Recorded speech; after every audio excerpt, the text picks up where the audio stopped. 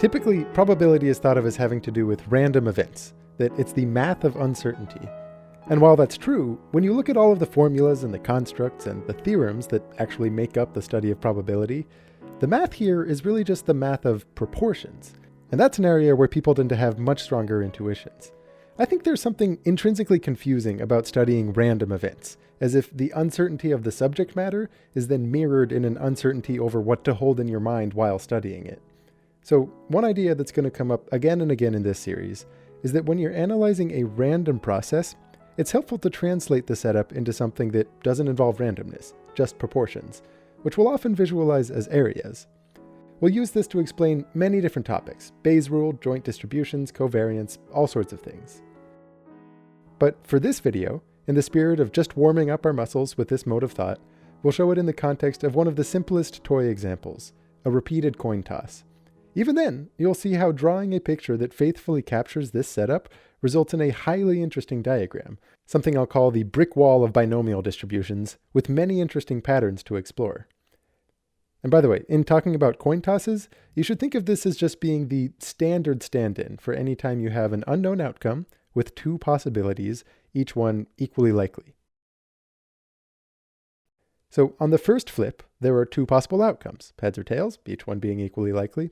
And to represent this with areas, start with a rectangle of area 1, which now and throughout the series is going to represent the space of all possible things that can happen, and simply divide it in half. One half representing the case where heads comes up on the first flip, and the other half representing tails.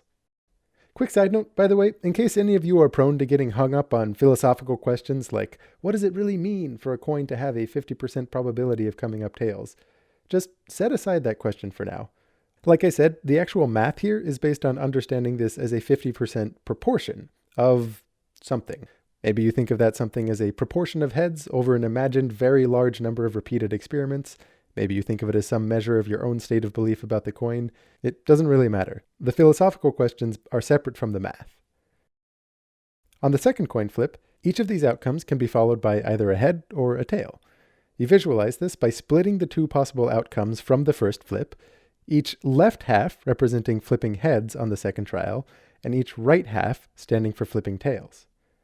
Already, something pretty noteworthy is happening. While the outcome of flipping two heads occurs in 1 out of 4 cases, that is, with 25% probability, a balanced tally of 1 head, 1 tails happens in 2 out of the 4 cases, with probability 50%, depending on which one came up first.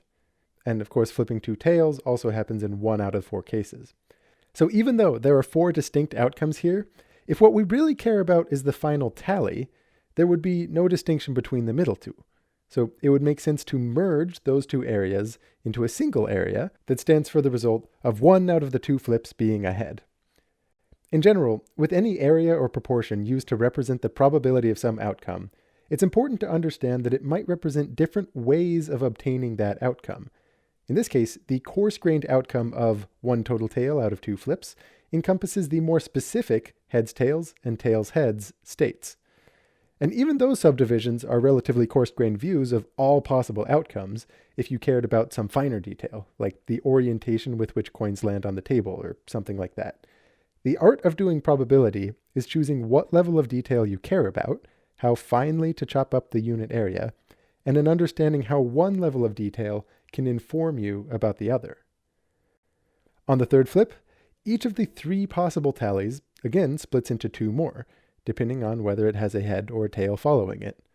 Notice, there are various ways of obtaining, say, a tally of 2 heads and 1 tails, either by flipping a tails after having had 2 heads, or flipping a head after a balanced tally of 1 head, 1 tail.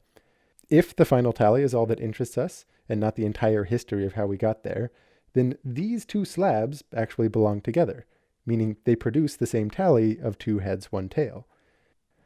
The same thing happens for a tally of 1 head and 2 tails, so let's merge what belongs together and take a look at the final count for all 4 possible tallies. The 2 more balanced tallies in the middle are already a lot more likely than the streaks on either side. And if you want to know exactly how much more likely, it's helpful to remind ourselves that the area can be thought of as composed of 8 individual outcomes that carry with them the detailed coin sequences.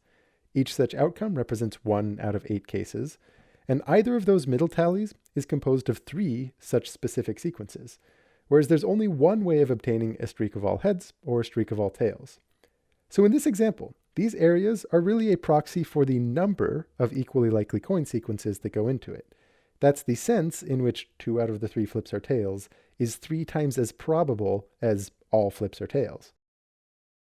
But keep in mind for the future that these areas will not always be a proxy for counting things, as in statements like there's a 23% chance of rain. In other cases, they might just be proportions in their own right. A little terminology: when you hear the word probability distribution, you can think of this as meaning the same thing as a way of chopping up a unit. Here, we're looking at the probability distribution associated with the final tallies after 3 coin flips. At a finer level of detail, the distribution over all possible specific sequences of heads and tails is a division of this unit into 8 evenly sized pieces. This distinction of varying levels of details is similar to what happens when you get graded on a test. Your overall grade is a coarse summary of how well you did, and it doesn't retain the details of how well you did on each specific question. So your friend, who has gotten the same grade, has almost surely answered questions correctly that you did not, and vice versa. And if you wanted to compare your performance to others in the course, having the complete score sheet of everyone would be an overwhelming amount of data, not to mention a serious breach of privacy. So instead, the most common way of representing a class's performance is just with a bar chart, or a histogram. The size of each bar stands for the proportion of students that have gotten a particular grade. Or put slightly differently, if you imagine blindly picking out a student from the class, the area of each bar, as compared to the total area, is the probability that this student has received the corresponding grade. Going back to the example of 3 coin flips, we have there 4 bars whose total area stands for 100%, or 1. The partial areas, 1/8, 3/8, 3/8, and 1/8, are nothing but the probabilities of these 4 possible tallies. In fact, we could turn this chopped up unit area into a bar chart, just by turning all of the rectangles by 90 degrees. Here, the y-axis is measuring the probability of each particular outcome, and the x-axis now holds the outcomes that we care about, whether the number of tails was 0, 1, 2, or 3. The overall area is unchanged. It's always 1. And this is perhaps the more common way that people represent a probability distribution. It makes it a little less clear that the total area is supposed to be 1, but it does make it easier to see how the sizes of different subdivisions compare. I mean, it doesn't really matter whether the pieces that make up a distribution are drawn horizontally or vertically. At times, one is more convenient, and at times, the other. Back to the horizontal view in this coin example, it's kind of fun to just keep seeing how these areas evolve. With each new flip, a particular region, like this one representing the outcome of 1 total tail in the first 3 flips, gets split into 2, based on whether the next flip is a head or a tail. We could, if we wanted, keep track of all of the ways of obtaining each tally, that is, each exact sequence of heads and tails, but since their number doubles for each coin flip, things would get very messy very fast. Of course, all other regions are subdivided similarly, and adjacent subdivisions here represent the same total count of heads and tails after 4 flips, so we merge them. Now just wash, rinse, repeat. The next flip subdivides each region, followed by a merge of the outcomes that we consider to be the same, and you keep going. Numerically, you might think of this process simply as taking the average width of 2 adjacent regions. Now, let's lean back and watch how this pans out over the course of more and more coin flips. What we get is this beautiful brick wall, where the width of each brick stands for the probability of some particular tally. Here, take a look at the row representing 20 flips. There's about a 17.6% chance of obtaining a perfect balance, 10 heads, 10 tails, and similar, though slightly smaller probabilities for anything between 8 and 12 heads. Larger imbalances, however, are strikingly unlikely. Even though there are 21 possible final tallies in this case, the middle ones dominate the final probabilities in this distribution.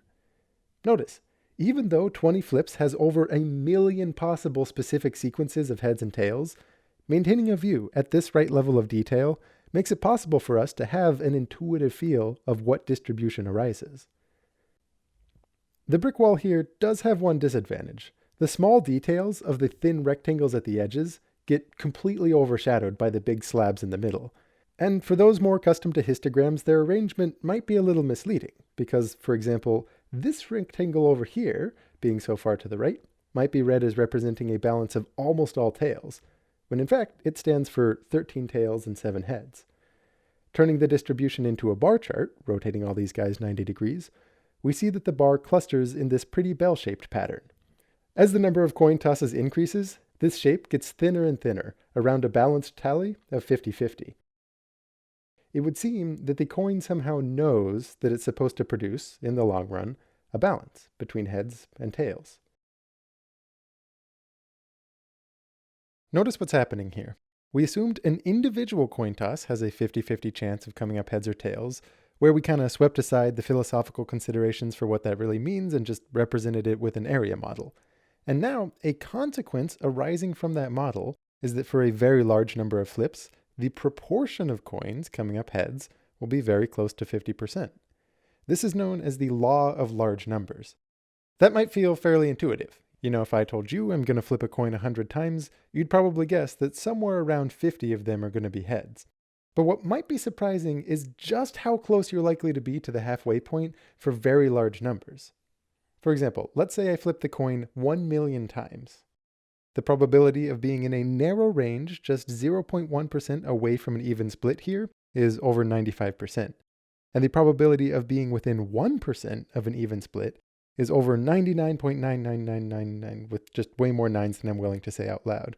So even though it might feel like, say, 510,000 heads is a reasonable possibility, being that far away from an even split is just vanishingly unlikely.